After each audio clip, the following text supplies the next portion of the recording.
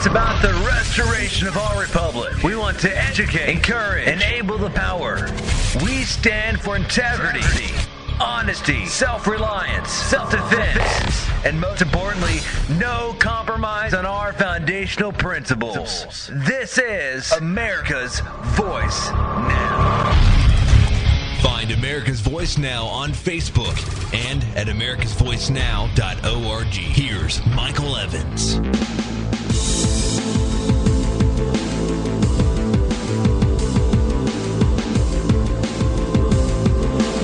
Good morning, America. You're listening to America's Voice right here, right now. My name is Michael Evans. I'll be your host this morning. Thanks for joining with us. I appreciate you riding with us this morning.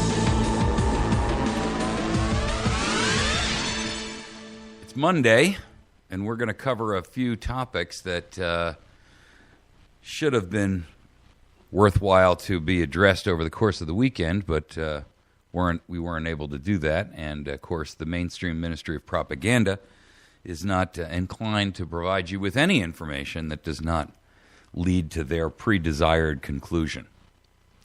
You know, some of the things that are happening out there are all noose tighteners. And when I say that, I mean that slowly but surely through incrementalism, we're seeing the decline of those things which, you know, heretofore we would have thought could never possibly have, you know, been done in our country. But it's done at such a slow pace. It's done at such a slow rate. It's done secretly behind closed doors. We don't actually, you know, see it until sometimes it's too late. One of those things is the ATF's new gun registry that we're already halfway through, and I haven't heard a squawk about it. Not a word. What do I mean by that? Well, the new gun registry that's going into effect on June 15th of this year, which was begun in April under a policy for public comment, filed in the Federal Register, which is where most treason takes place. I got to say, most people don't even know what's happening. And what is happening? Well, let's make it clear. If you buy two weapons from any licensed firearms dealer, now your information will be given to the ATF to evaluate you as to whether or not, and built into a permanent database. And see, the law states that you can only have a database for background checks that exist for 24 hours, and then the records have to be purged. But in this case, those records will be now permanent if you purchase two or more firearms, because they're going to evaluate you for your terroristic tendencies or whether or not you're a straw purchaser.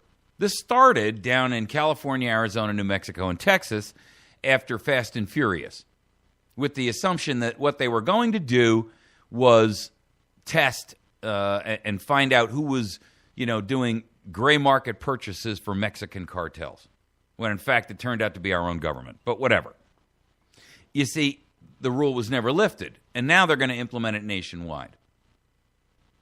We're going to talk more about it, and I want you to understand the depth of how far this law is going to go to limit gun purchases in the United States and or be used as a means to develop a national registry.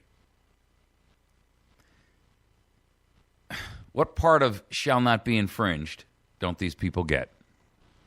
Our second topic, a record forfeiture haul, civil forfeiture, done without even so much as a ticket being issued, without so much as a single conviction, without so much as a judge ever hearing it, without any information whatsoever, other than, if you want your stuff back, you got to take us to court.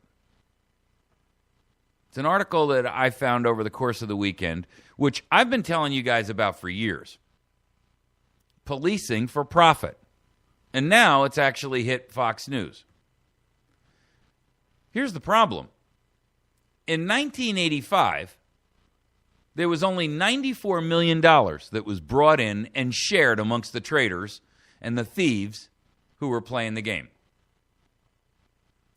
In 2013, it was a whopping $6.3 billion with a B.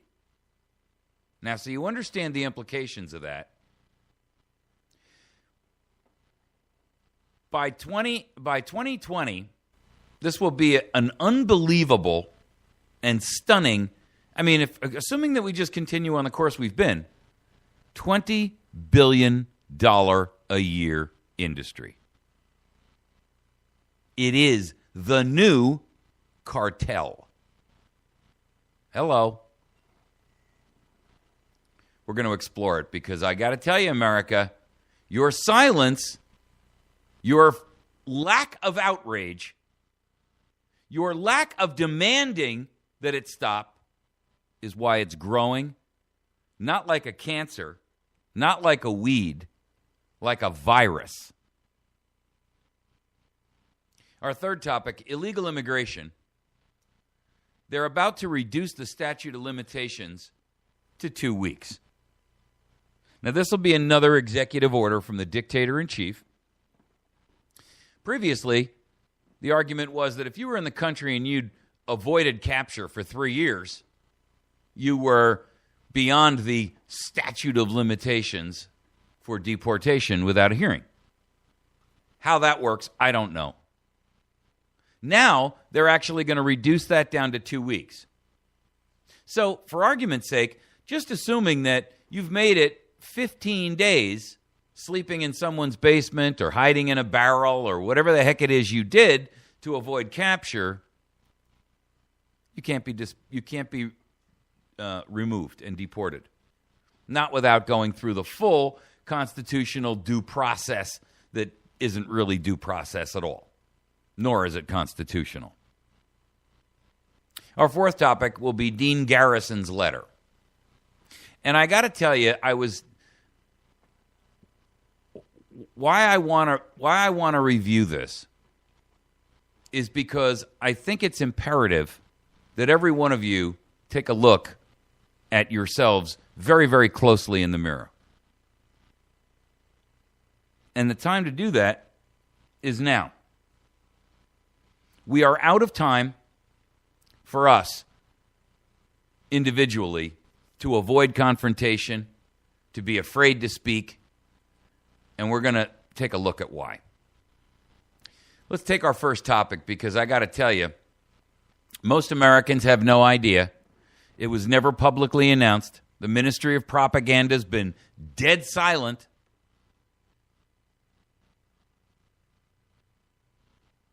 The new gun registry that will create a brand new record anytime anyone purchases at least 2 firearms will become permanent. Now, the argument is, again, the treasonous use of national security as the excuse. And folks, if you're not tired of hearing national security used synonymously with the phrase or replacing the phrase treason, then you're lost to us. The Bureau of Alcohol, Tobacco, and Firearms is going to expand this program that they started down in California, Arizona, New Mexico, and Texas, and they're going to expand it to all 50 states. What is the program? Well, after Fast and Furious, which was caused by our government, which was caused by the ATF themselves, so if this doesn't fit the Hegelian dialectic of create a problem, provide the solution, and then implement it, strengthening your own power while simultaneously robbing basic human rights from the people, I don't think anything else does. The ATF was buying guns from legitimate dealers, and they were doing so at gunpoint to the dealers. The dealers knew that it was wrong, but they were told by the ATF, you're going to cooperate with this program or we'll yank your license. And so they played along. And they were told that this was to catch guns being sold to drug cartel dealers or drug cartel members in Mexico. Of course, the ATF had no intention of actually catching anybody. Their goal was to create enough outrage that Americans would demand that guns be stopped from being sold in the United States. That was the game. It was a false flag operation. It all exploded and was exposed when Americans started being killed. Now, to this date, we have hundreds of Mexicans that are dead. The Department of Justice's Eric Holder, the number one law enforcement officer in the country, has been charged and found guilty for criminal and civil contempt of Congress for failure to provide the documentation so that Congress can oversee and investigate what he did in concert with the ATF. F-Troop, that's the ATF, they're now instituting a new rule that says if you lived in California, Arizona, New Mexico, or Texas, and you tried to buy two guns, you had the ATF was notified so that they could do an extra look-see at you to determine whether or not you might be buying guns for someone else. It's a straw purchaser. Well, it's been so successful, translated not, that they've now decided to roll it out in all 50 states. And this is exactly what I mean by incrementalism. You see, nobody screamed bloody murder about those 4 states when they did it there. So now they're just going to shove it down everybody's throat. The federal government has no right to know what you're buying. That's an infringement. And hearken back to the words of the Second Amendment. Shall not be infringed. Shall means must not, cannot. Under no circumstances can any infringement be placed upon the purchase, the possession, the bearing of arms. That's pretty clear, folks. One of the clearest of all of the 10 amendments. And yet one of the ones that's fought over the most by elitists, tyrants, statists, and those who would strip you of your ability to defend and protect yourself. Now, just for the record, Mexico is legalizing vigilantes to fight the drug cartels because it's so bad, their army, their police, they can't take it anymore. If you've ever wondered why we have a Second Amendment, here's the answer. Oh, and by the way, the cartels that in Mexico they're talking about are drug cartels. But the cartels in this country, which our founders warned us about, should be obvious to you. Who are they? Well, let's start with the DEA, who's the number one drug dealer in the world. Let's start with the ATF, the cartel that strips you of your Second Amendment rights. Let's not forget about anything else in the national government and every other extra-constitutional federal and state agency. Want me to name them? Nah, we don't have the time. You already know who they are. It's every one of these 3- and 4-letter curse words that litter our government. Let's not forget, by the way, about the Federal Reserve Bank, the banking cartel that has been systematically stripping Americans of wealth since 1913. Let's not forget about the agri-tyrants, the Dows and the Monsantos, and all of these companies that are poisoning our food supply for profit. And let's not forget about the pharma tyrants. These are the ones who are injecting 50% of the world's drug supply into the good old US of A. Did you know that 50% of all the drugs produced globally are taken by Americans? Hello? Hello, let me wake you up out of your drug stupor. Hello? Put away the antidepressants and step away from the pill weapons.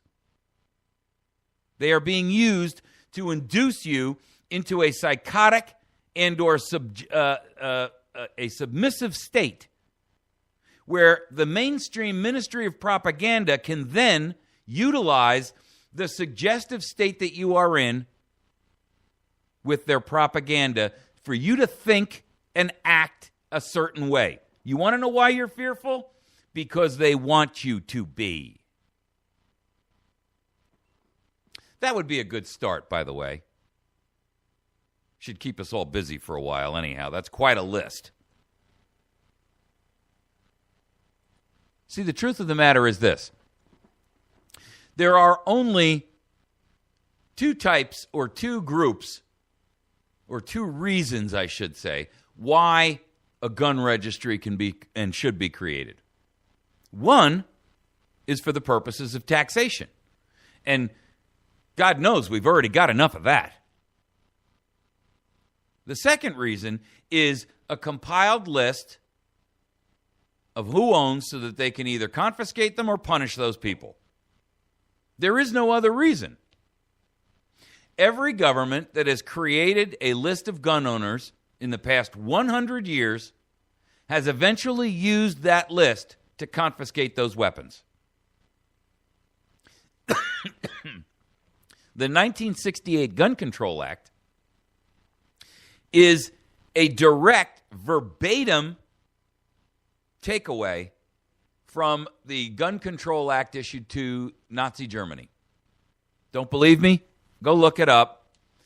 The 1968 Gun Control Act was taken verbatim, translated from German to English, and then passed here. The only difference between the two is about switchblades. They allowed them, we don't. Hello?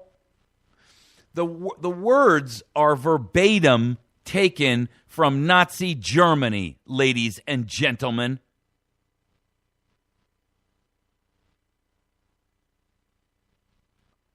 I might add that this is an extension, and this gun registry that they're going to impose on Americans, lawful, legal-minded Americans who actually go and buy guns through instead of out of the trunk of a car.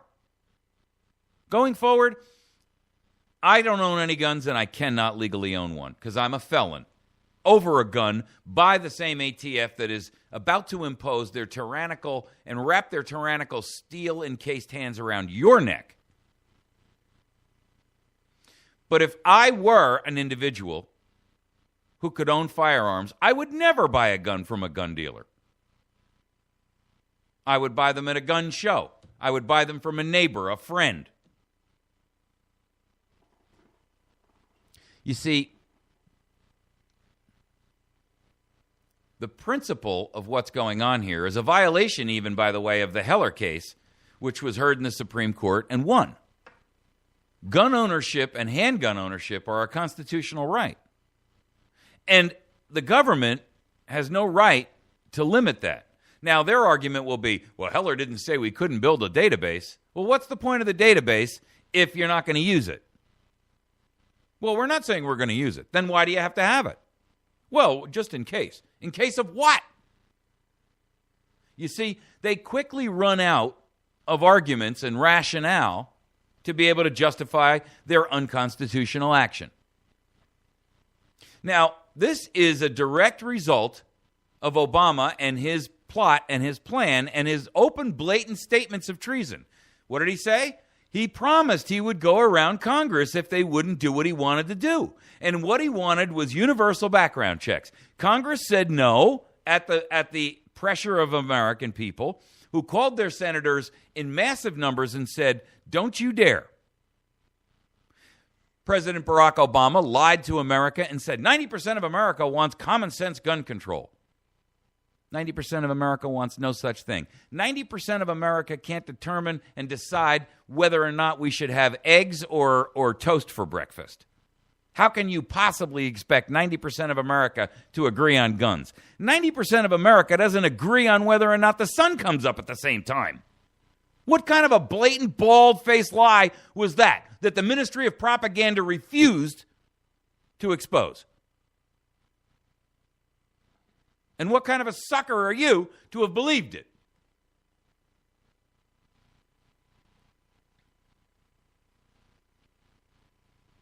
You see, what you buy and how you buy it and where you buy it and whom you buy it from and what you own is no one's business but yours.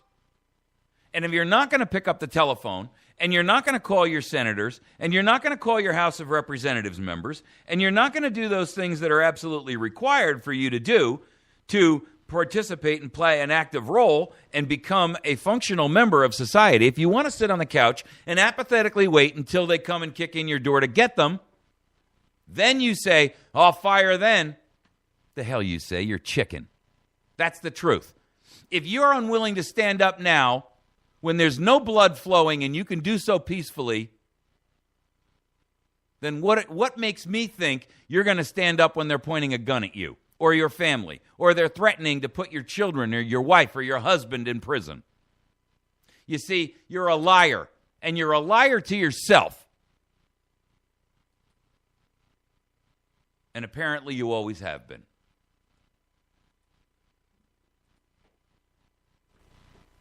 That, ladies and gentlemen, is the truth, and everything else that you've been telling yourself for all this time is all lies.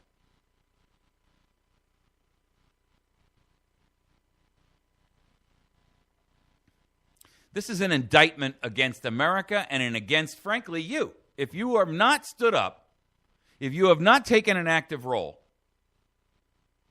then I don't know what to say to you. Still, if you will not fight for the right, when you can easily win without bloodshed, if you will not fight when your victory will be sure and not too costly, you may come to the moment when you will have to fight with all the odds against you and only a precarious chance of survival. There may even be a worse case. For you may have to fight when there is no hope of victory, because it is better to perish than live as slaves. Well, let me tell you what I think. I think most Americans are going to crawl down in a hole and say, "Here you go, master. Let me give them to you because you're right. I shouldn't own them, and I'm afraid of you." That's what's going to happen. And you will damn the rest of us in the process.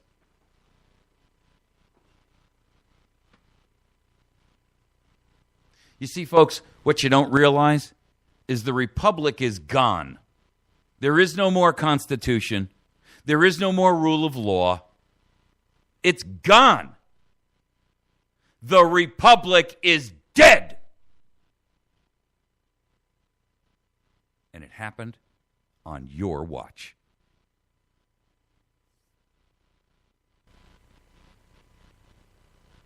Long live the republic? What republic? It's gone. It's dead. And it happened on your watch. That should tell you something. You've been listening to America's Voice Now. When we come back, we're going to tackle the record forfeiture haul. Civil forfeiture, the right of government to step in and take your stuff. Not with a trial, not even with a charge. They just seize it and take it and say, if you want it back, you got to go to court. $6.3 billion last year alone. It's the best new industry. Stealing from American people. Gangland thuggery protection. That's what it is. And again, it's happening on our watch, folks. I don't know what to say. I think we're finished as a nation. We'll be right back. You're listening to America's Voice Now.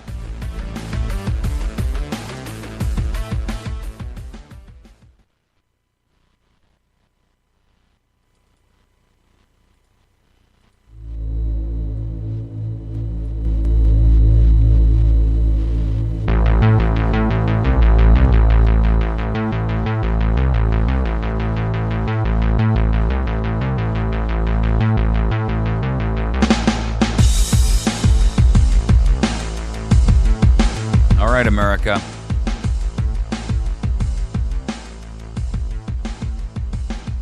This is all today's show. You know what the theme of today's show is? Confrontation. And America's abject failure to get over its fear of it. Oh, I know, it's been bred into you. Don't use harsh words. Never raise your voice in anger. Never be the first to commit violence. Don't even defend yourself. When you're struck, stand back. Wipe the blood from your nose. Don't be violent. It's not healthy for you to yell. It's not healthy for you to be angry. Remove that crease from your brow. We can always solve things with talk. Really? Well, tell that to the American people who lost a staggering $6.3 billion last year. Tell that to Russ Caswell, a motel owner who owns a place called Motel Caswell. Little out-of-the-way place. FBI agents came to his place and knocked on his door, and they said, "We're going to confiscate your hotel in Tewksbury, Massachusetts. We're going to confiscate the business, and we're going to confiscate the land that it's on, because it's being used for drug dealing, and it's being used for prostitution." Well, with all due respect, you could say that about every hotel in the country, including the Hilton and the Drake in the middle of Manhattan. Are you trying to tell me that high-priced call girls don't go there to take care of wealthy clients? You could say that about every hotel in Las Vegas. In fact, you could say that about every casino in Las Vegas. The FBI, they were working with state and local authorities. So this was a collective treason. And they told him that they had the right to take his property, which had a value of about $1.5 million. They were calling it a brand new legal process he'd never heard of. And they said, well, we're doing this through civil forfeiture. And he said, well, what does that mean? And they said, well, civil forfeiture is where we have the right to take your property if it's used in a criminal enterprise. And he said, but wait, whoa. I'm not a criminal. Oh, but your hotel is being used for drugs and prostitution. As if he's responsible for what people do behind closed doors. Now, if the guy were to put cameras in his rooms and monitor every room, they'd have charged him for something else, like a peeping Tom. He fought back. And he actually fought back with the help of a law firm who took the project pro bono to say, we're going to make an example out of this one. Now, Caswell's 70 years old. He's not a young spring chicken. And this is a process which I've been telling you about for years, and America's been asleep at the switch, letting it go on and grow and grow and grow. How do I know that?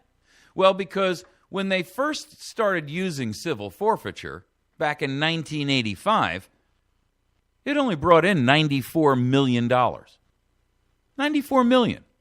And it was geared and designed as something that was said, well, when we catch a drug dealer in Miami who's driving around in a Rolls Royce and he's living in a posh $6 million mansion, and he arrived in the country only 3 years before from Cuba with the boat people, apparently he's now a drug dealer. Because he certainly didn't earn it in 3 years. Not legally. And when we bust him, we can take his stuff. But then they, mission creep crept in, and greed, and all the law enforcement agencies that get to share in the booty said, well, wait a minute now. Maybe we just don't need to convict him. Maybe we just need to be able to charge them and confiscate their stuff. Because even if we can't get at them, with the law, we can rob them of the benefit of whatever all their illegal winnings or earnings. And America said, well, that might not be such a bad thing. And then they began to say, well, maybe we don't even need to charge them, because once we charge them, then we actually have to put them through the court system, and it might actually come out that we're stealing and splitting the loot. So let's not even require that they be charged. And America said, well, as long as it's all in the cause of, drug eradication, maybe we should just let it go. Then they began to realize that hey, you know what? Anytime we pull somebody over on the side of the road, if they've got some valuable stuff there, we get an opportunity to seize that and say, well, because you don't have a real legitimate, valid excuse to have this, or at least not one that we're going to believe, we're just going to take it. And if you want it back, well, you could take us to court. And if we lose, we'll give it back. And if we don't, oh well, too bad for you. Now, last week I did a story about a guy who was driving back from a casino in Vegas. And as he was driving down, he had $50,000 cash in his pockets that was winnings from Vegas. And he also had a $10,000 cashier's check. Now, the cashier's check was made out to him by Casino XYZ. And the $50,000 was, of course, in cash, and that doesn't generally come with any format of bona fides. So this guy got pulled over, and the cop said to him, well, I smell marijuana. Can I search the vehicle? And the guy said, I guess so.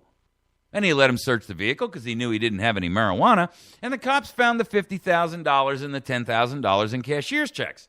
And they said, what's your excuse for having this? And he said, I'm coming back from the casino. We said, we don't believe you. And they took this $50,000. Now, they left him with the $10,000. You know why? Because if they were to try to cash those cashier's checks, that would have been fraud. And it would have been a federal beef because it would have been interstate fraud. And, of course, any bank would have said, sorry, guys, but we can't let you do that. These checks aren't made out to you. So they took his $50,000 and they said, now, if you don't get out of here, we're going to arrest you and we'll find something else to make your life miserable with. So the guy promptly split, as he was ordered to do, and the cop blatantly told him, look, this is what I do all day. How much of that money actually makes it back, we never know. Because most people know that there's just nothing that they can do. Either the amounts are too small for them to go and fight it, or they don't have the resources and the wherewithal because everything they had was just stolen from them by a man in blue with a badge and a gun. But this guy had a $10,000 check, and he went straight to a lawyer and he said, how about I give you this check and you get the other 50 back? And he won. All of it. He didn't do anything wrong. He was able to establish he'd gotten the money in a casino, that it wasn't part of some criminal enterprise. But you see, now it's gotten completely and totally out of hand because the civil forfeiture laws are being used as a means and a method to strip America of wealth. In 1985, the Department of Justice, or Department of Injustice, depending upon how you want to refer to it, created its Asset Forfeiture Fund. 1 year after the creation, the fund had brought in $93.7 million. And they all said, this is good. By 2008, it had grown to $1.6 billion. And they all said, this is even better. Well, now by 2013, a mere, 5 years later, it's reached $6.3 billion reported. In Tennessee, some local law enforcement agencies get to keep 100% of the property that they seize. Wow, isn't that a conflict of interest? Let me ponder that difficult moral question for a moment. Okay, long enough. Yes, it's a major conflict of interest. If the thief, who's wearing a badge in a blue uniform, gets to keep the proceeds of that which he steals from you, that's a conflict of interest. Look it up in Morals, Book 101. Hello. The article says, an incentive, some say, can tempt police to go after property for the wrong reasons. Thank you, Captain Obvious. I am so pleased with your assumption and your drawn conclusion. Some say? You mean only some say that 100% of the stolen proceeds goes back to the department that stole them, and that might be a conflict. Only some, really? Barrett Rich, a representative and a former state trooper, introduced legislation last year that would eliminate the practice in the volunteer state. The original version would have required authorities to obtain a warrant before they could seize the property, thereby introducing this principle called due process. Oh, I know, we don't even use that anymore. I know, it's that part of that pesky piece of paper that everybody keeps throwing out. That how do you say it? Forfeiture and title transfer of property would have to take place only under due process of law, and only if the owner of the property had been prosecuted and convicted. However, his good friends in the assembly, they kept working at it and chipping away at it and watering it down, and they amended it here and there. And in the end, it amounted to basically a statement, a harsh statement. In fact, he changed his tune. Well, we shouldn't completely get rid of civil forfeiture, he says. It's a valuable tool for law enforcement, but it's also ripe for abuse. Thank you again, Captain Obvious. Where is it a valuable tool for law enforcement to violate the constitutional rights of Americans? Let's not even get into ripe for abuse yet. Let's just understand that it is not a valuable tool for law enforcement unless you're a beneficiary. Hello? There's that ugly conflict of interest issue again. Georgia, the Sheriff's Association, successfully killed a bill in their legislature that would have raised the burden of proof in civil cases and mandated that the forfeiture be worth more than $5,000, and if so, it had to be brought before a judge rather than handled, here it comes, ready? Administratively. Hello, there's the key operative word. Administratively. That's the word that's used when it's called we're suborning the Constitution in favor of a judge who is owned and bought and paid for, part of our crew, and he gets to hear the case. And therefore, you just really don't have any rights. Now, the Georgia Sheriff's Association president and the Putnam County Sheriff, Howard Sills, they both argued the bill would, quote, listen to their argument, demoralize the law enforcement community to a point where we will see little public benefit in enforcing the law when it comes to drug dealers and other criminal entrepreneurs. Hold on, let me make the sound of screeching brakes. Stop right there. Did I just hear you say that the incentive for enforcing the law will not be there unless you have an opportunity to steal money from the public? Is that what I just heard? I mean, if there's not an incentive to enforce the law on drug dealers and criminal entrepreneurs because you guys can't get overtime pay, I guess that calls into question your oath.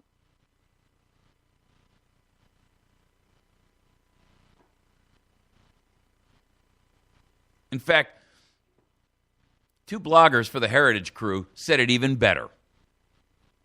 Quote, it is hard to believe that a Georgia law enforcement official, namely the sheriff, Howard Sills, would argue that upholding the law is worthwhile only when it is profitable. These are the perverse incentives created by civil forfeiture law. Thank you very much. Quite accurate, extremely succinct.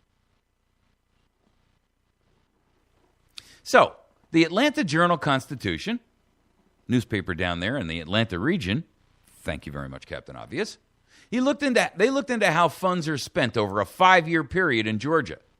Now, this is the same Georgia where Sheriff Howard Sills argued that the bill was really only there as an incentive to do their duty and follow their sworn oath. And without that incentive, they just would be unwilling to maintain their oath. According to the newspaper, Fulton County District Attorney, he's part of the crew now, right? Paul Howard, he spent thousands of dollars that were gleaned from civil forfeitures on pricey dinners, an elaborate home security system for himself because, hey, I'm prosecuting those dangerous people and they could come and threaten me and my family. In November of 2009, he paid $800 to rent out a movie theater so that he could invite some friends for an event. A mere 3 months later, he told his employees that they would have to take 10 furlough days, whether they liked it or not, because of budget constraints. You see, here's how it works. When they seize your stuff illegally, in violation of the Constitution, morals, ethics, the 10 Commandments, I mean, we're going to just go all the way back.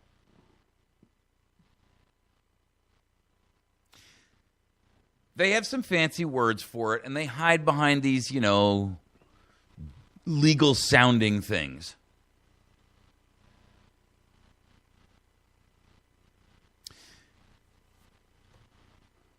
The way that they do it is they call it an asset forfeiture, and they basically state that this asset is a part of a criminal enterprise, which doesn't have to be named, doesn't have to be identified, doesn't have to be defined or proven. And it allows the departments who are all part of the game, so every one of these departments wants to always be in on the bust. Ever hear that, well, it was a joint task force of the Sheriff's Department, the local police, the ATF, the FBI, the Banana Republic militia? You know why? Because they get to do what's called equitable sharing. So I guess that's what President Barack Obama means by equitable sharing. Everybody gets to share in your stuff. That's cool. Huh?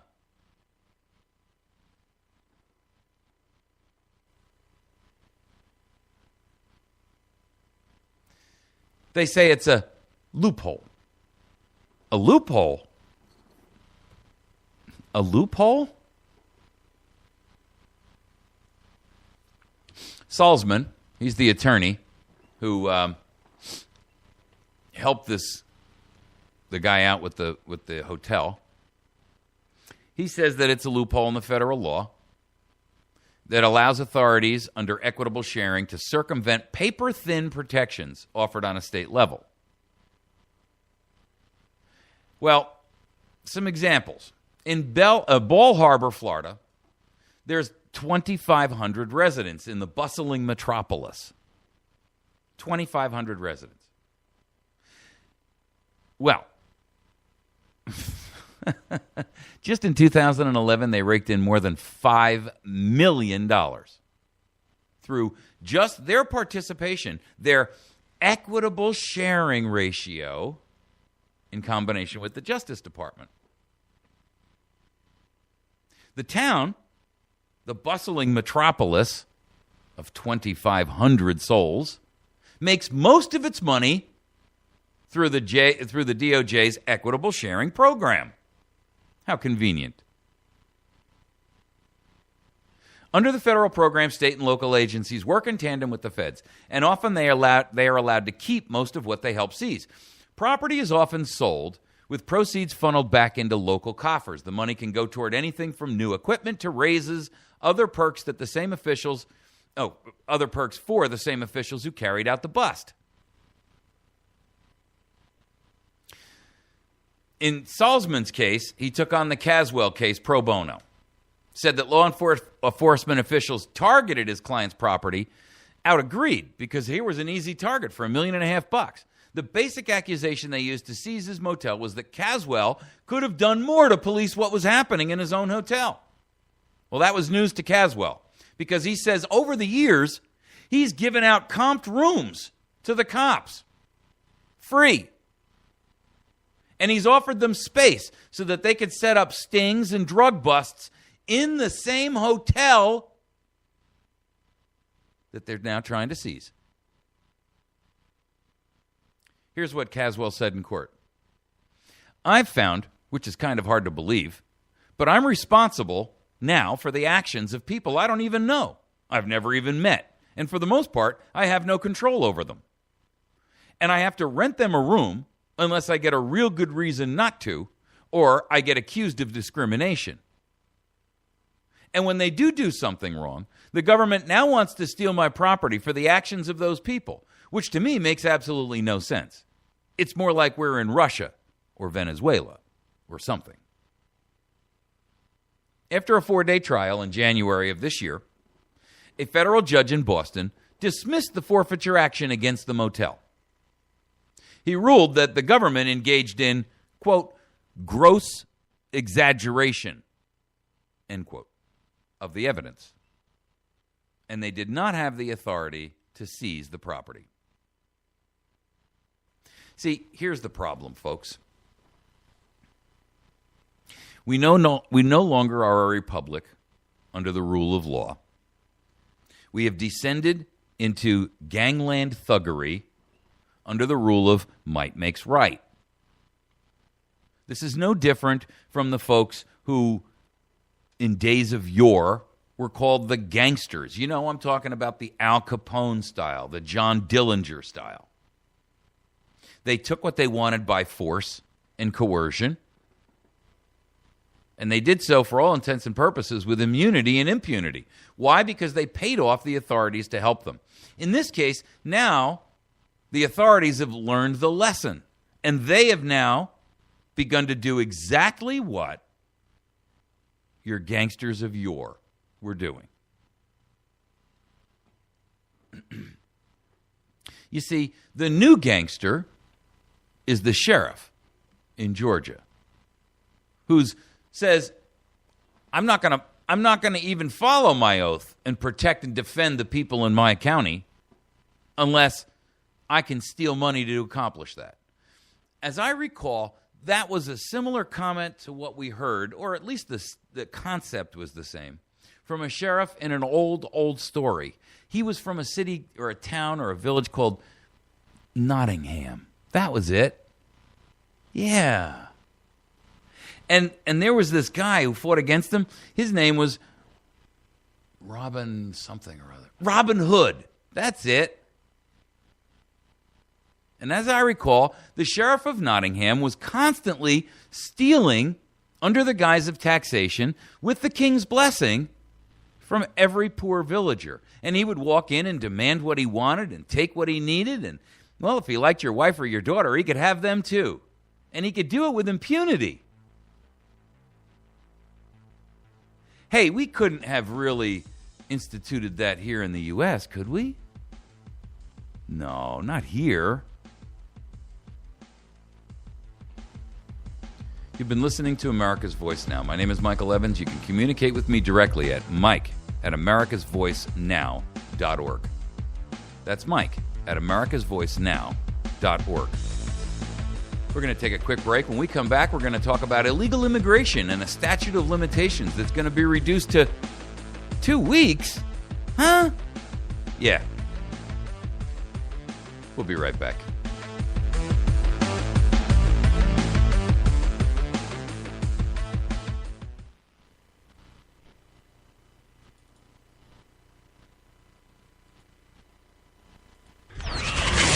It's about the restoration of our republic. We want to educate, encourage, enable the power. We stand for integrity, honesty, self-reliance, self-defense, and most importantly, no compromise on our foundational principles. This is America's Voice Now. Find America's Voice Now on Facebook and at americasvoicenow.org. Here's Michael Evans.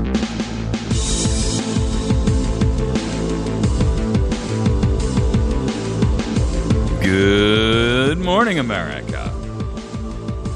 You're listening to America's Voice Now. My name is Michael Evans. I'm your host here this morning. Well,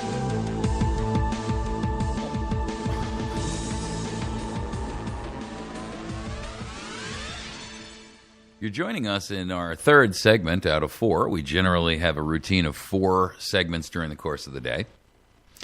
And this morning, the theme, the general concept here is confrontation and your fear. Your fear of whatever it is that you fear. We're going to get into much greater detail to that in our last segment because I'm going to wrap this whole general idea up for you. But the question is out there, what is it that we are fearful of doing about illegal immigration? I mean, why is it that Americans aren't out in arms? Well, nobody wants to be called a racist. Nobody wants to be called a phobe. And you can insert whatever word you want before that. Russiaphobe, homophobe, racial phobe, Islamophobe. You get the idea.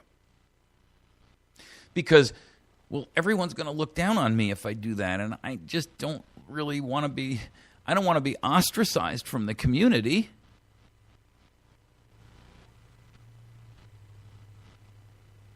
I mean, I don't want to call these senators and congressmen anymore because they just don't listen. I don't want to call these senators and congressmen because when I do, they make me feel like a fool. I don't want to speak out anymore because I'm afraid they're using that to put me on a list. Well, there's a group of Republicans out there who are, these are the same folks that ran on the platform of, we're going to do right. We want minimal fiscal responsibility in government. We want small government. We want a sealed border. You know, the folks like Paul Ryan, right? I mean, Paul, he says one thing to you and he does another thing. Jeb Bush, Jeb, ex-governor of Florida, married to a Hispanic woman, which is certainly no indictment of him, but it certainly raises questions about whether or not he's got a conflict of interest in the deal. Or at least, who's driving his motivation. Grover Norquist, he's the guy who did the contract with America thing, These are the same people, along with the multinationals and the new technorati, Google, AOL, Microsoft, Yahoo, the big companies that say, we can't get enough good talent here. And we need to be able to get people in from foreign countries. Really? I don't know. Last statistic I just saw says that half the young people who are graduating university today with advanced degrees in things like science, computer science even, can't find a job. I'm confused. Let's see.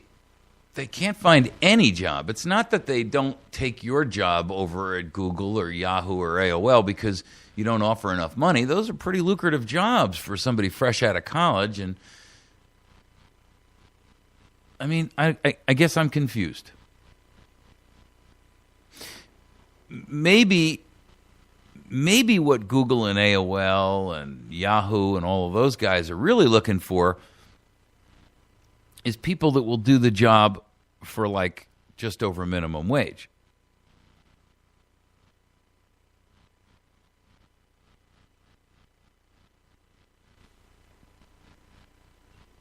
Then they get to go back to the American who has just graduated with an advanced degree and a newly minted tab for $87,269.83. Yeah, that's the college bill, which, by the way, interestingly enough, he no longer owes to the Bank of America or J.P. Morgan or any of those. He now owes it straight to the federal government. Well, golly gee, isn't that convenient? I mean, here's the government giving out loans for you to get an education that, quite frankly, you can't use. And now they're going to turn around and say, well, to further undercut you and pull the rug out from underneath your feet, we're going to allow illegals to come into the country and compete for your job at a lower wage, of course. And we want you to cheer it on in the name of social justice. What do you guys think? And American college people are saying, sounds like a good idea to me. Social justice, that's the right thing. That's the bandwagon to get on. And you say, well, wait a minute, stop. Why do you believe in social justice? Could you explain to me the foundations for your belief in social justice? Well, most Americans don't say that because they don't want to be called a racist or a racophobe, a Hispanic phobe. No, they're not illegal immigrants. Don't use that word. They are undocumented workers. You better not use that word illegal or alien around me. Now, I've got to go fill out 17 more resumes, so you're just going to have to excuse me. Don't you dare start a war with me on social justice. I believe in it. Well, could you tell me why? Because it's the right thing to do. It is? Well, I mean, you just graduated and you've got this $86,000 bill. And by your own admission, you just filled out your 17th resume today and you still haven't even gotten an interview. The economy is in real trouble and your job, well, you don't have a job. Maybe that's the problem. But it's the right thing to do. Well, could you tell me why it's the right thing to do? Because everyone should have a chance. Right. And you just got yours. It cost you $86,000. And now when you are actually within reach of the goal, they move the goalpost. That's not what it is at all. Oh, really?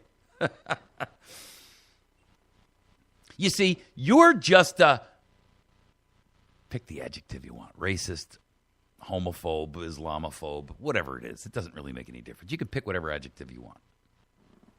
You're just one of them. Yeah. I know. See, as soon as we try to have a conversation based on reason, based on logic, we can't have that because that might challenge all that you have just spent the $86,000 on. So what we're going to do is we're going to shut that conversation off using a derogatory term to describe me. Because I'm going to make you expose yourself for the fraud and the deceptive mind that you are.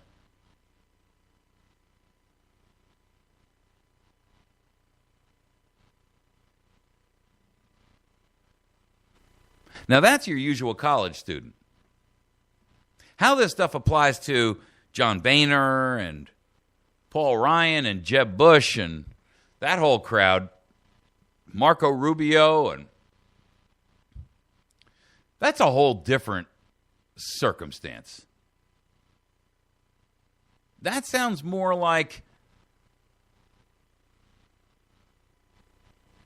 coercion. That isn't, we've indoctrinated this dope into being a toady for our self-defeating, self-treason position. That sounds more like, Congressman so-and-so. You're in a position here as a leader.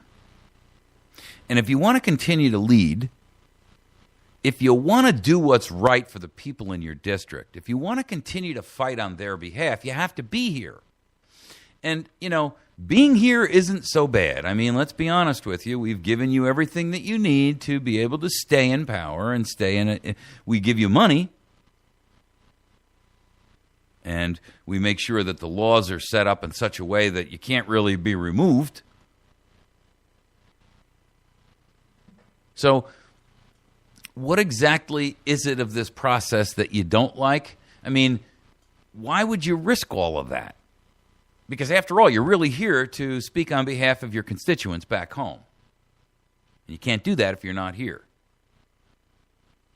And you do realize, of course, that, well, you were sent that email, right? The one that talked about the pictures.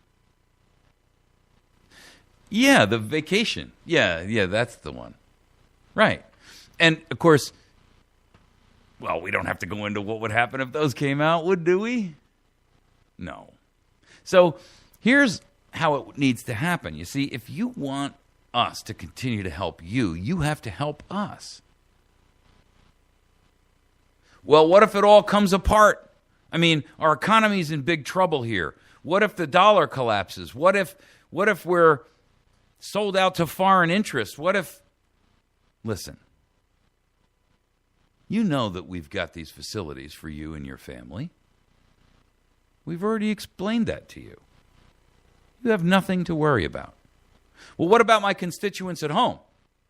Well, listen, we're doing the best we can. We can't save everybody.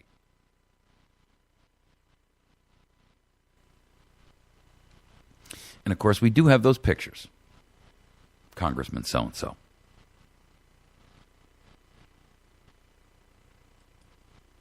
So now we have a president who can't seem to find enough dirt to accomplish the task.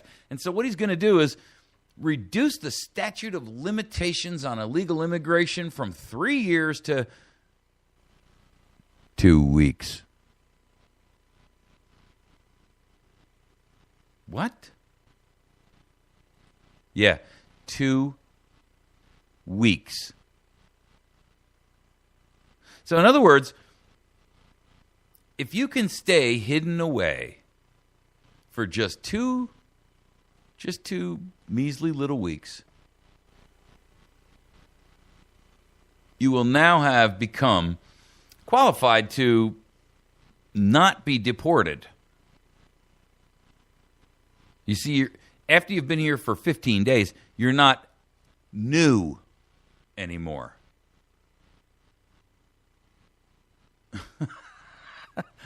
You went from 3 years to 2 weeks. And this is all part of the idea that there are a group of pinheads in Congress that either we just don't have enough dirt on, or they actually listen to those idiots back home. Yes, of course we laid out the options for him. Yes, of course we applied the pressure. He or she just isn't listening. All right, well, call the president's office and tell him we're just going to have to do this the dictatorial way, the banana republic way. We'll just bypass those people in Congress. But what about the Constitution? The what? Come on. What kind of an archaic idiot are you? Constitution? Schmonstitution. You got to be kidding me. You think we're going to let the Constitution stand in the way of achieving the goals of this administration? What kind of an idiot are you? You do want to stay in this job, don't you? I mean, let's be honest. You're making pretty doggone good money. Your future is secure. What was that question again?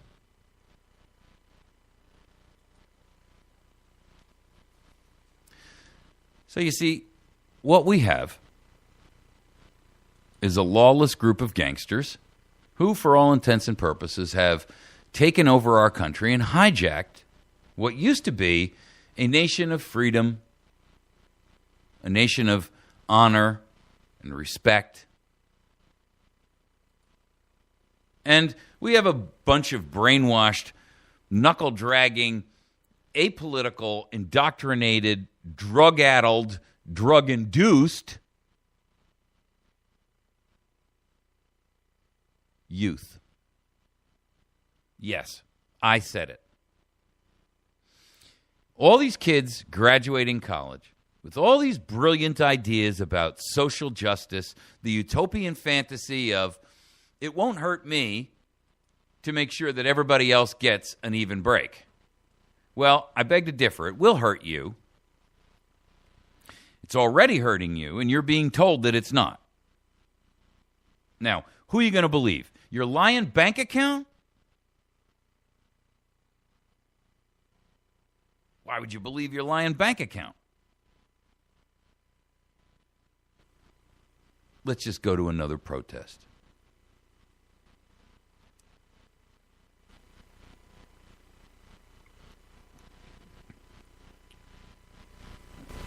I see what's wrong with America, you say.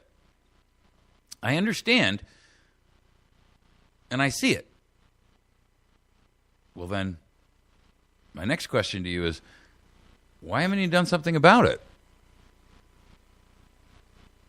Well, what am I supposed to do? I'm only one person, you say. Well, you can speak out. You can go to your church and you can talk out there. You can go to the university where you attend and you can speak out there because you know better and you understand the truth.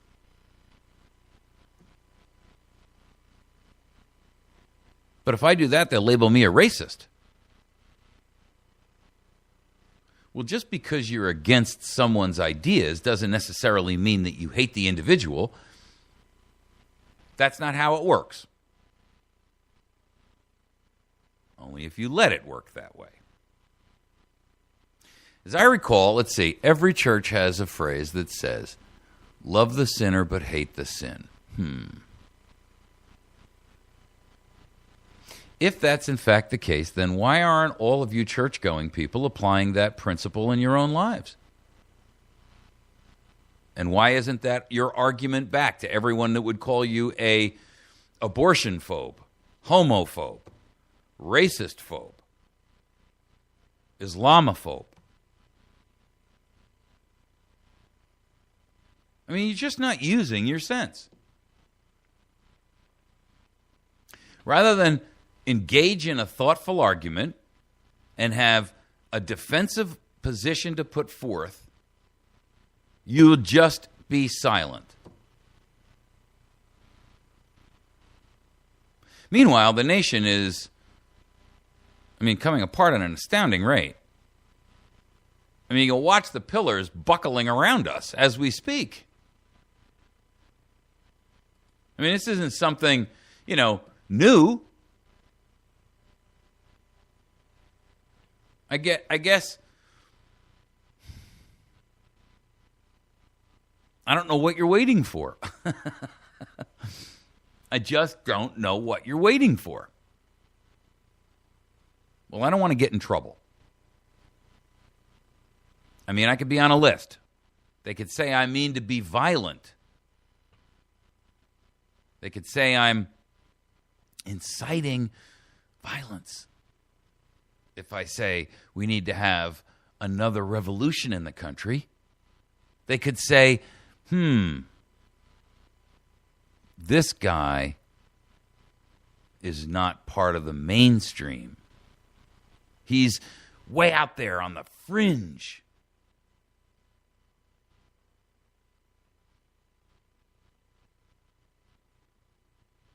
I seem to recall that there was a time in our country when there were other people that were considered fringe.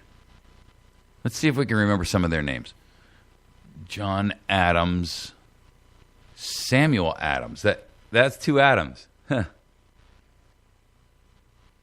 There's a guy named Josiah Bartlett. There was a guy named George Clymer. There was this other dude who was really weird looking. Ben Franklin was his name. Jerry Elbridge, or Elbridge Jerry, actually, depending upon how you remember him. There were a couple of people that actually kind of got on, and let's see, Alexander Hamilton, John Hancock, Thomas Jefferson, Benjamin Harrison, Patrick Henry. Now, he was a troublemaker, huh? Yeah. You know, those guys were fringe till they changed the world.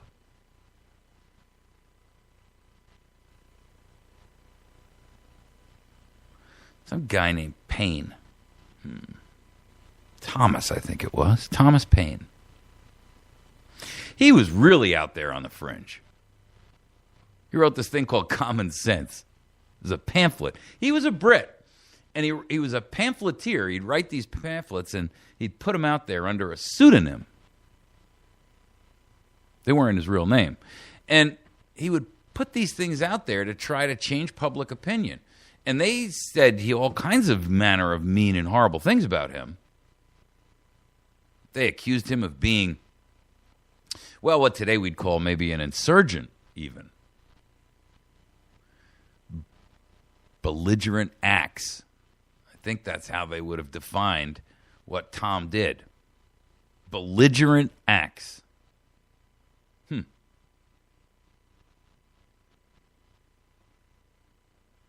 Interesting.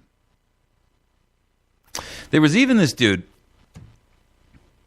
guy by the name of Washington, who stood up and said, you know, I got to admit, folks, I'm not real happy with the status quo, and we've been living underneath this tyranny for long enough. We've put up with it for long enough that we have to do something about it.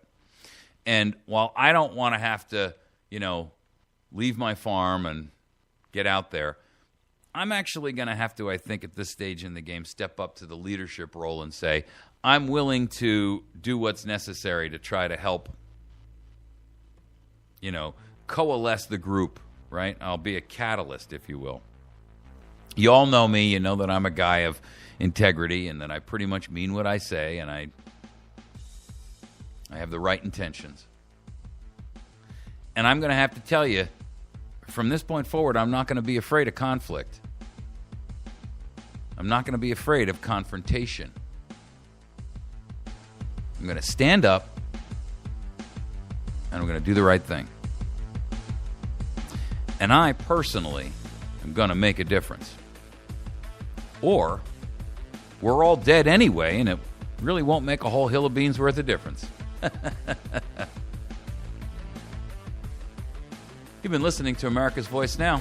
We'll be back in just a moment.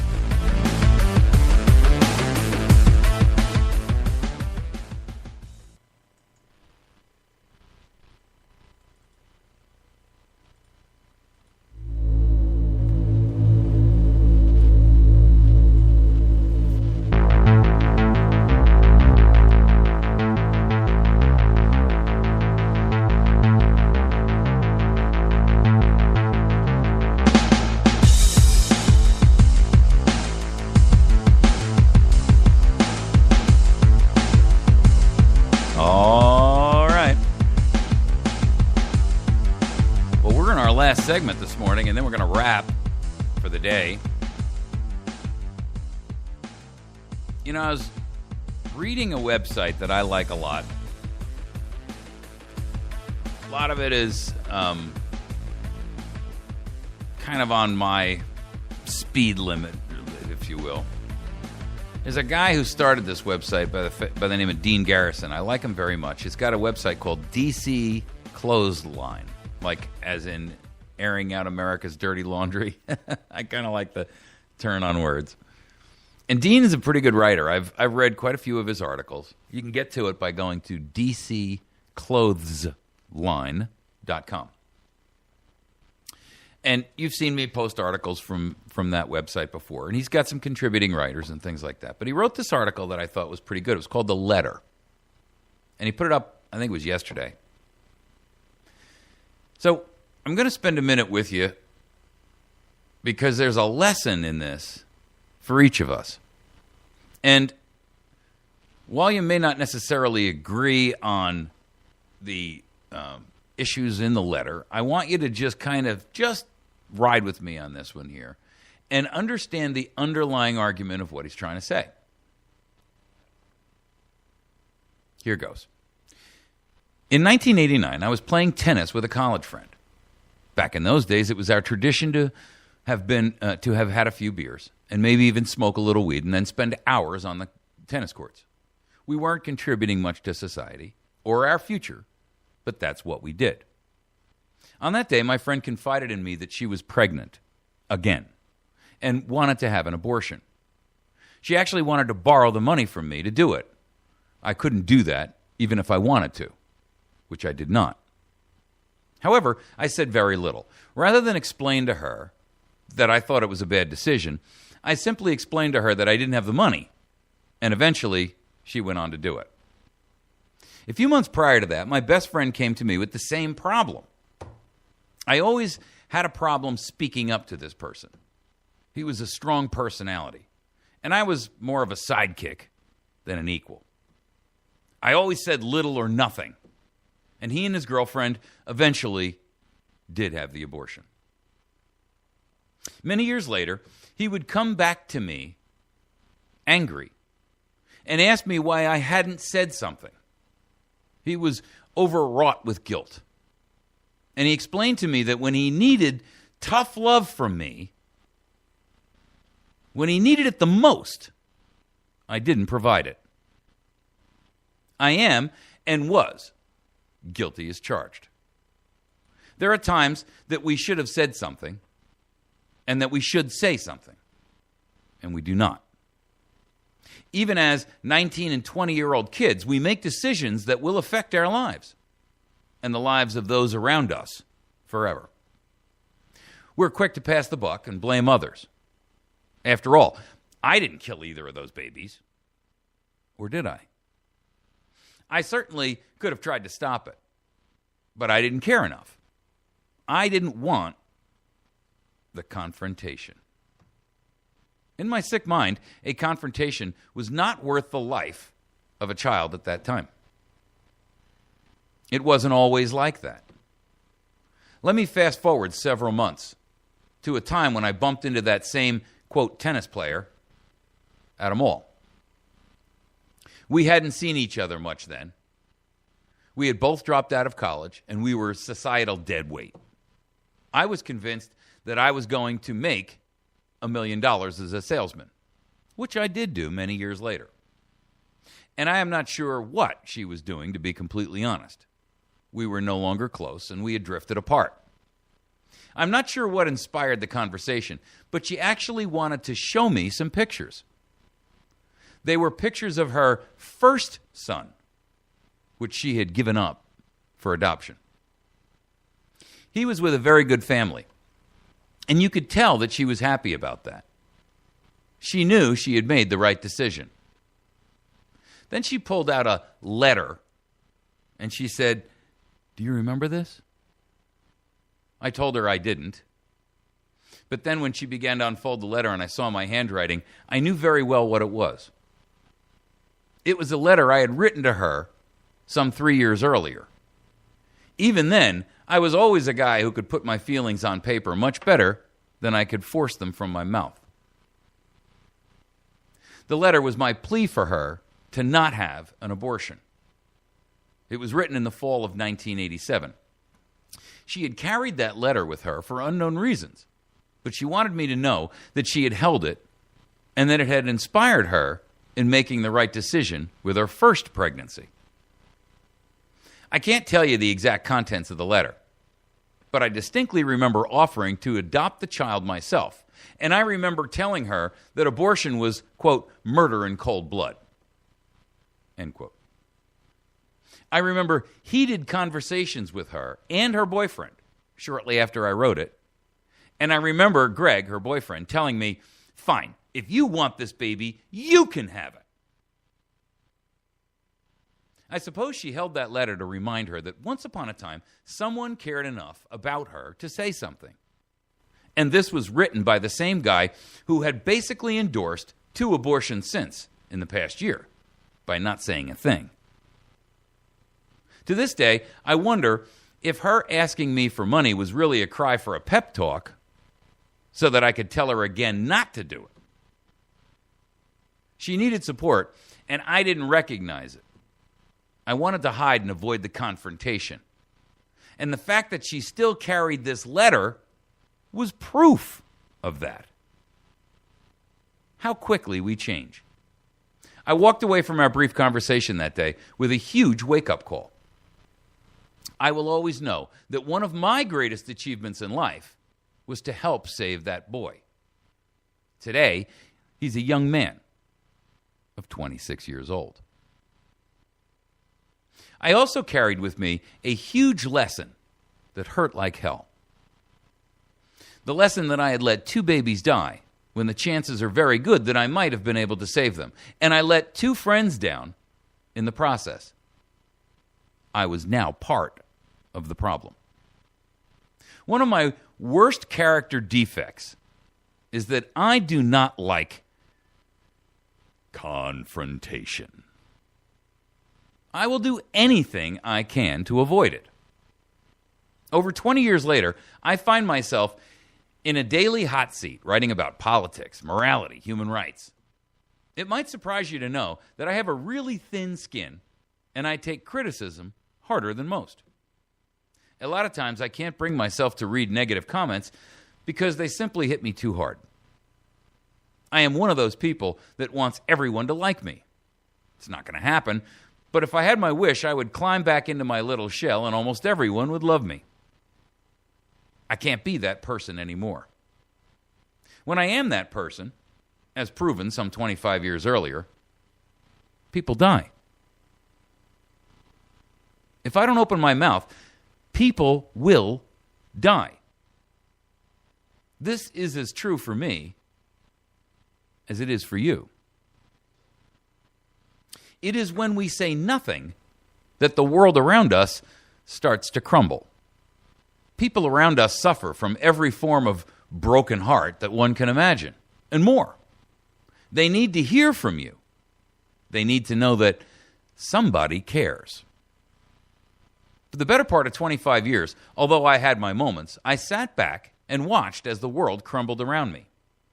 And I simply can't do that anymore. When we open our mouths, miracles will happen and things will change. I'm not saying this is all about abortion. It's not. It's about everything happening in this country today. All of our problems go back to a breakdown of morality. Why are so many bad people populating the halls of government? Because a lot of bad people are electing them. You cannot worry about what everyone else does. You just have to get out there and try to affect the life of one person for the better. If we all did that, then this country would reverse its course much quicker than you might think. I'm very tired this morning, and it probably shows. I'm sorry if this letter is not my best work, but it is important nonetheless. God put you on this earth to do His work. My life's work would have been smoking pot and eating chips if I had my way. But look where that got us. I was not the only one doing that, it would seem. But we can't keep looking the other way. These are desperate times. Rise up and do something. We need you.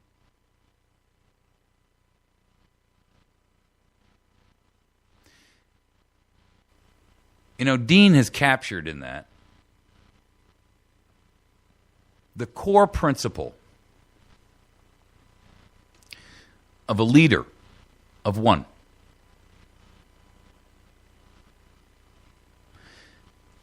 Leaders make decisions that aren't going to be popular with everyone underneath them, if you will, or everyone within their circle of influence. The job of a leader is not necessarily to curry everyone's favor, but the job of a leader is to stand up and say, this is how we need to move forward, and this is the right path to take.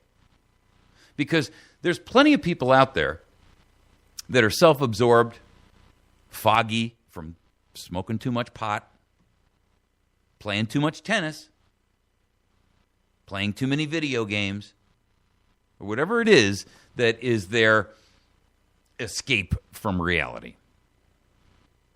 But your job as a leader is specifically to lead those who cannot either find the time or the gumption or the chutzpah to get up and take action.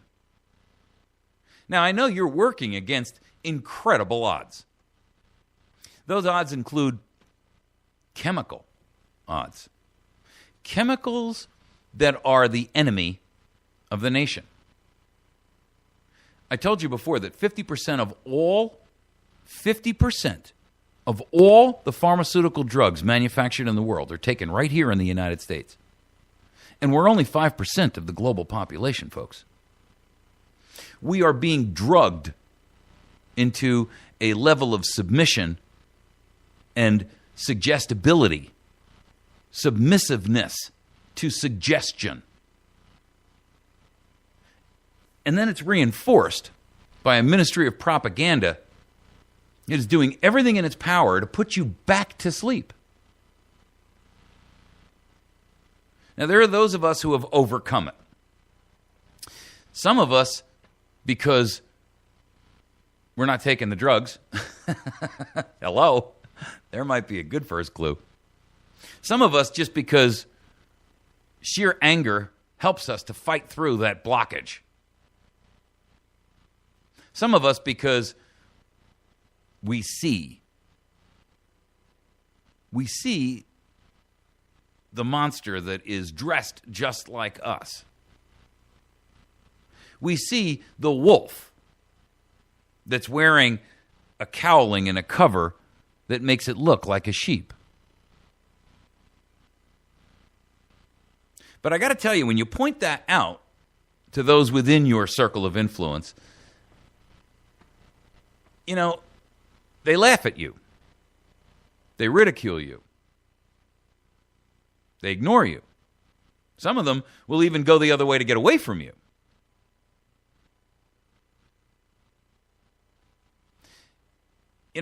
I have this cartoon on our website that I love. It shows a group of sheep standing in a circle, and one sheep is standing there, and he's looking up.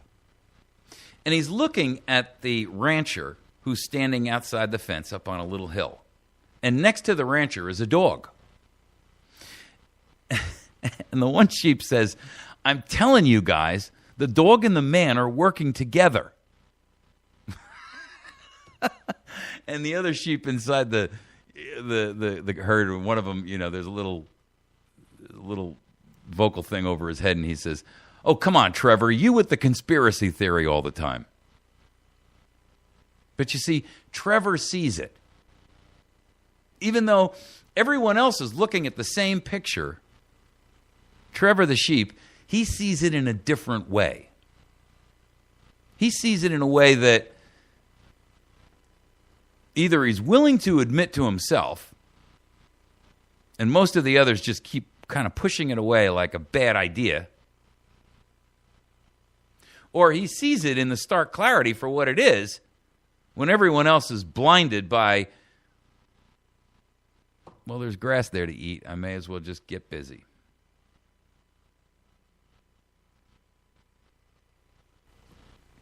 Most Americans have been indoctrinated with the principle of avoiding confrontation.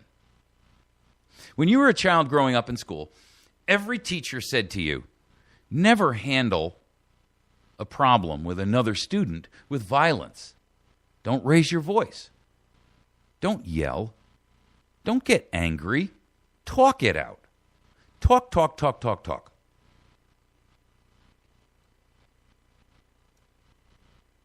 But you see, the truth is, anger is a natural human response. And to be perfectly honest, violence is a natural human response. You know, the idea that you should get struck by someone else, be it a bully or anybody else, for any reason, and stand and say, I'm not going to fight back because I'm going to be a pacifist, is suicide thinking. Maybe not on the level of, I'm going to put this gun to my head and pull the trigger kind of suicide thinking. But it is suicide nonetheless. I mean, taken to its extreme, it may actually be a physical form of suicide. I watch scenarios where, you know, I see some of these people who are held captive. You know, there's been these cases in Islamic-controlled countries where, you know, they're sitting there with them all chained together with their hands behind their back, and the guy goes down a line, and they're all kneeling on the ground, and there's a guy walking behind the line just going pow, pow, pow, pow, pow as he walks down the line. And I'm thinking to myself, okay, I get it. You're handcuffed to the guy next to you, and, you know, you're really not in a position to fight back. I get it. But if you think for 2 seconds that I would sit there on my knees with my head bowed, waiting for that shot, then you listened too well to the indoctrination machine.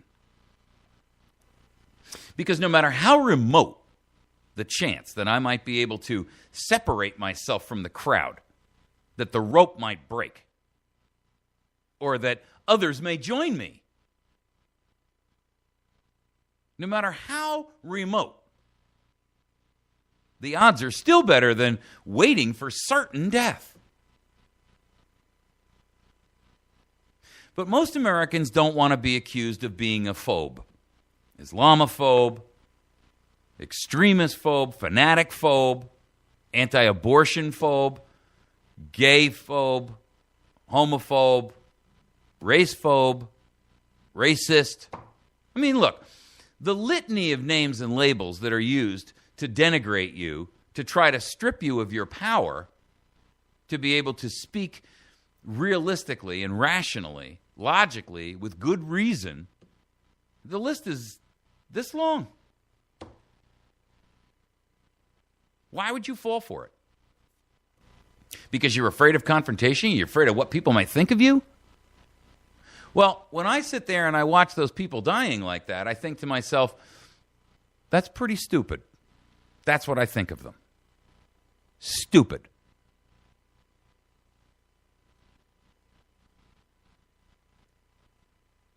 I'm going to die anyway. So at least I'm going to die trying. But you don't want confrontation. You don't want to be added to the list. You don't want your neighbor to say, that guy over there, he's an extremist or something. Well, let me tell you something. There's nothing wrong with being an extremist. Your founding fathers were all extremists. Your grandfather or your father who fought in World War II, he was an extremist. Did you know that?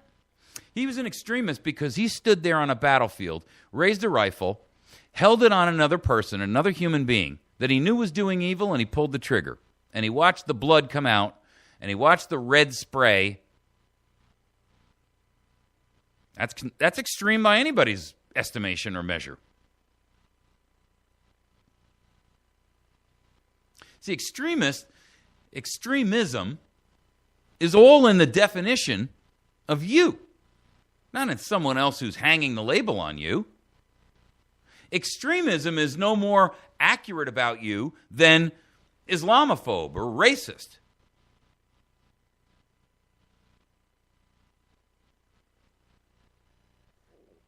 The truth is, America is afraid of confrontation, and you're all afraid of losing that which you treasure even more than your freedom and the freedom of your children. The crap you hold on to that makes you think you're something or somebody. Your job, your car, your house, the doodads that surround you. That's not life.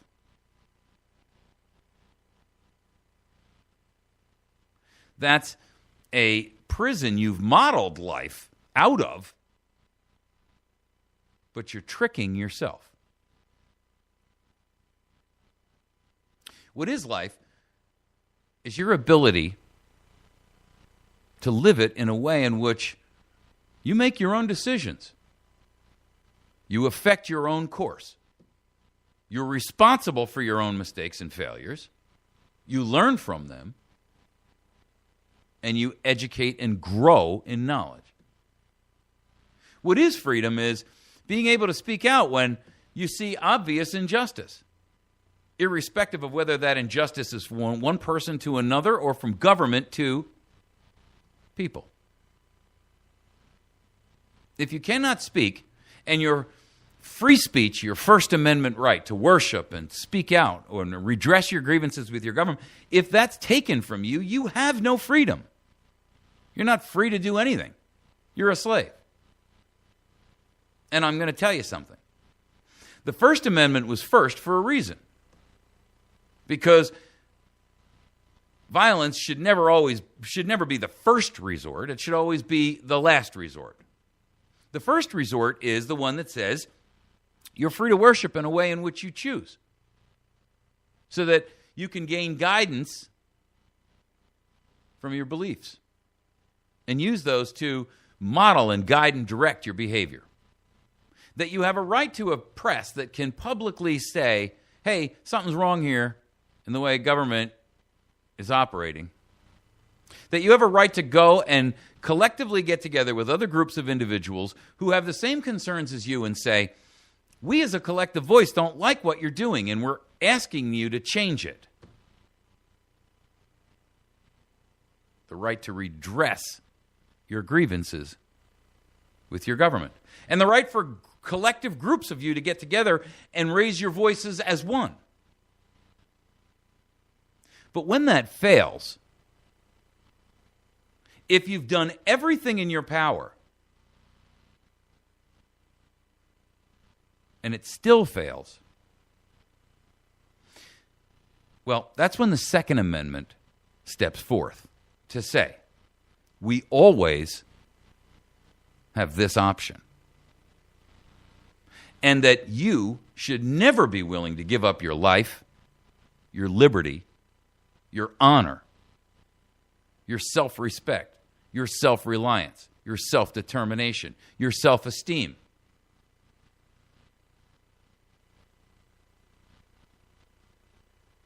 And that if all else fails, you may use that option. That, ladies and gentlemen, is confrontation on a scale that scares the living crap out of all of you.